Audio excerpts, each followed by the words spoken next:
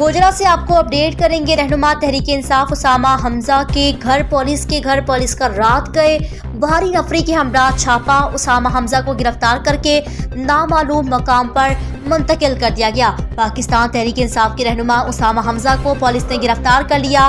उसामा हमजा को आज अल-सुब इनके घर पर रेड के दौरान गिरफ्तार किया गया। पुलिस ने उसामा हमजा समेत दीगर पीटीआई रहनुमाओं पर मुकदमा दर्ज कर लिया। मुकदमा 6 नामजद जबकि 30 नामालूम अफराद के खिलाफ थाना सिटी में दर्ज किया गया। दीगर अफराद में एहसान गुज्जर, फहीम वाला, काशिफ असलम, नईम भल्लर, शब्बीर गुज्जर शामिल। मुकदमा मुकामी शहरी हैदर करार की बदियत में दर्ज हुआ। मुकदमे में संगीन नोयत की दफात दर्ज की गई है। FIR के मुताबिक वक़्वा 9 मई को मलकावाला चौक में पेश आया। FIR के मतन के मुताबिक उसामा हमजा और इनके साथियों ने पाक फौज के खिलाफ तकरीर की। मुल्जिमान ने पाक फौज के इमेज और नेक नामी को नुकसान पहुंचाया।